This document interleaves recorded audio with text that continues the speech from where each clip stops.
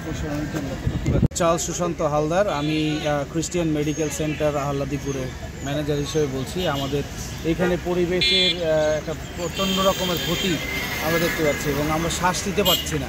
এই শুধুমাত্র এই পিচ গরম করার জন্য এখানে অনেক ধোঁয়া হচ্ছে এবং চোখে দেখা যাচ্ছে না, জ্বালাপোড়া করতেছে খুব বেশি এবং আমরা এখানে থাকতে পারছি না। রোগীরা আমাদেরকে প্রতিনিয়ত বলছে যে এরকম করলে তো আমরা ক্লিনিকে আসতে পারবো, হাসপাতালে আসতে পারবো না, আমাদের জন্য খুবই কষ্টকর হচ্ছে। এইটা যদি এখান থেকে সরিয়ে নিয়ে যদি ফাঁকা অন্য কোথাও দেয়া হয় আমরা সবচেয়ে বেশি উপকৃত হব এবং এই জায়গায় এই উপজেলায় যারা রয়েছেন গণ্যমান্য ব্যক্তিরা বলেন।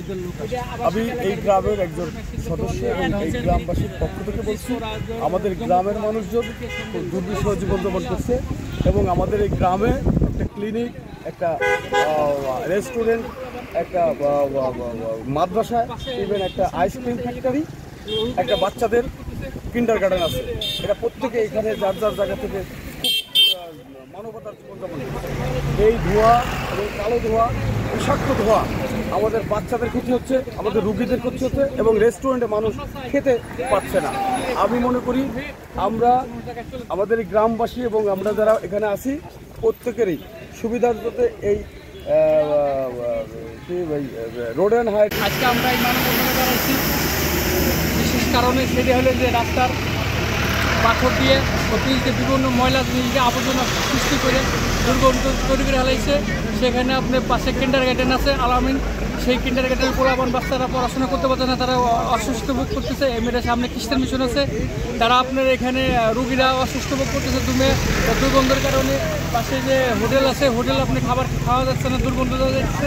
পাশে হাফিজ মাদ্রাসা আছে, এই মাদ্রাসা ছাত্রছাত্রীরা এরা আপনি ক্লাস করতে পারছেন না দুর্গন্ধের কারণে।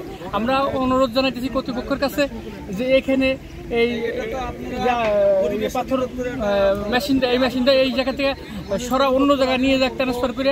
এই জায়গায় পরিবেশ দূষিত হয়ে গেছে, এই দূষিত থেকে আমরা মুক্তি চাই। এই জন্য আপনাকে সার্বিক সহযোগিতা চালাবে বলে আমার কামনা। ধোলার কারণে আমরা এখানে স্কুলে ক্লাস করতে পারতেছি না, বাচ্চাদের খুব সমস্যা হয়ে গেছে।